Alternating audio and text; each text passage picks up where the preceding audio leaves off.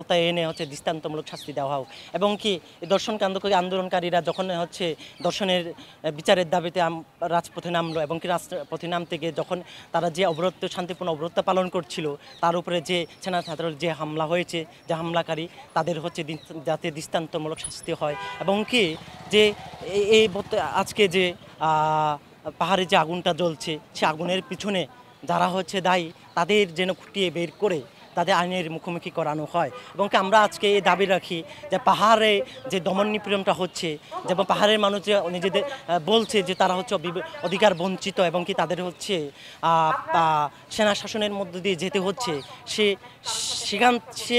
যেসব জিনিস যেন খুঁটিয়ে দেখে হচ্ছে তাদের যে যৌক্তিক দাবি সেটা যেন পূরণ করা হয়।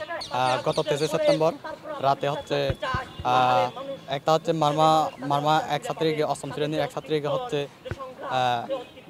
বাঙালিরা হচ্ছে দর্শন করা হয়, যার ফলে হচ্ছে 24 তারিখ থেকে হচ্ছে এর প্রতিবাদে শাস্তির প্রতিবাদে হচ্ছে বিক্ষোভ মিছিল সমাবেশ করা হয়। কিন্তু এই বিক্ষোভ মিছিলে হচ্ছে সেনাবাহিনী হচ্ছে বাধা প্রদান করে। বাধা প্রদানের প্রেক্ষিতে পরবর্তীতে জোরালোভাবে আর হচ্ছে মানে আজকে পর্যন্ত এবং কি এখনও চলমান আছে বিক্ষোভ মিছিল। কিন্তু সেই চলমানে আমরা দেখেছি যে হচ্ছে খাগড়াছড়ির যে ইয়েগুলোতে তারা বিক্ষোভ মিছিল করেছে সেসব এলাকায় হচ্ছে সেনাবাহিনী বাধা প্রদান অতঃপর হচ্ছে গতকালকে হচ্ছে ওই করার সময় বিক্ষোভ মিছিলে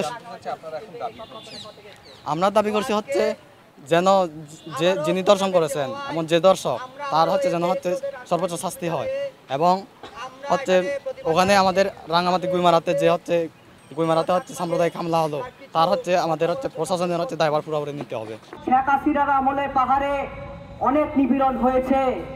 শেখ হাসিনার পতনের পরে আমরা শুধুমাত্র ধর্ষণের বিরুদ্ধে, পাহাড়ে ধর্ষণের বিরুদ্ধে একাধিকবার আমরা রাস্তায় নেমেছি। সর্বশেষ গত 23 তারিখ যখন আমাদের পাহাড়ে একটি বোন ধর্ষিত হলো, তারা সেটার প্রতিবাদে রাস্তায় নামলো, কিন্তু আমরা দেখতে পেলাম প্রতিবাদকারীদের ওপরে হামলা করা হয়েছে, তাদেরকে গ্রেফতার করা হয়েছে। আমরা কিন্তু সমতলের ধর্ষণের বিরুদ্ধেও 5 তারিখের পরে বড় আন্দোলন করেছি। আমরা এমন দাবিও জানিয়েছি যে 1 সপ্তাহের মধ্যে দর্শকদের ফাঁসি দিতে হবে। সেখানে কিন্তু আন্দোলনকারীদেরকে গ্রেফতার করা হয় নাই। কিন্তু আমাদের পাহাড়ি ভাইয়েরা যখন আন্দোলন করলো, যখন প্রতিবাদ করলো, আমরা দেখলাম তাদেরকে গ্রেফতার করা হচ্ছে, তাদের ওপর সাম্প্রদায়িক বিদ্বেষ ছড়ানো হচ্ছে এবং সর্বশেষ আজকে আমরা দেখতে পেলাম তাদের ওপর গুলি চালানো হয়েছে।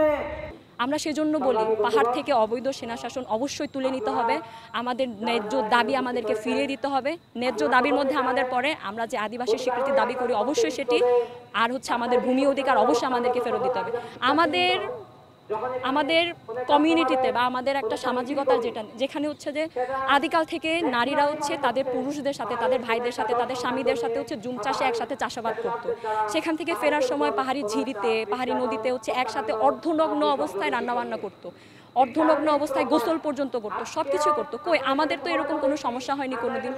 আমাদের এখনো পর্যন্ত আমার মনে হয় না পার্বত্য চট্টগ্রামের 3 জেলার থেকে কেউ কোনো বাঙালি একজন বলতে পারবে তার বোন, তার মেয়ে, তার স্ত্রী আমাদের পাহাড়ি কর্তৃক ধর্ষিত হয়েছে। এটা আমি গর্ব করে বলতে পারি, এটা কখনোই বলতে পারবে না তারা। তাহলে তাদের সমতলের তাদের যে একটা মানে বিকৃষ্ট যে একটা দৃষ্টিভঙ্গি, তারা কেন সেটা পাহাড়ে পোটার চেষ্টা করবে? আমরা তো সুখে শান্তিতেই ছিলাম। কই স্থানীয় বাঙালি যারা আদিকাল থেকে হচ্ছে পাহাড়িদের সাথে বসবাস করে, তাদের সাথে তো আমাদের কোনোদিন দাঙ্গা লাগে না। তাদের সাথে আমাদের কেন এত ঝামেলা? সেনা শাসন হাঁটাও বললে কেন সেটেলাররা হচ্ছে যে এভাবে আমাদের আক্রমণ করবে? তাদের এত কেন সমস্যা? তারাও জানে তারা আমাদের অবৈধভাবে জমি দখল করে সেখানে বসবাস করছে, অবৈধভাবে সেখানে জমি চাষ করছে, তারা এটা খুব ভালো মতন জানে। সেজন্য আমরা যখন সেনা শাসন হটাও বলি তারা হচ্ছে পাগলের মতন করে যে কেন সেনা শাসন সরাতে। আমাদের একমাত্র দাবি সেটা হচ্ছে যে আমাদেরকে আদিবাসী স্বীকৃতি দিতে হবে অবশ্যই, পার্বত্য চুক্তি বাস্তবায়ন করতে হবে অবশ্যই, আর হচ্ছে আমাদের যে ভূমি অধিকার সেটা হচ্ছে আমাদের নির্বিচারে ফেরত দিতে হবে। আর ধর্ষণকে বাংলাদেশে কিছুতেই বৈধতা দেওয়া যাবে না।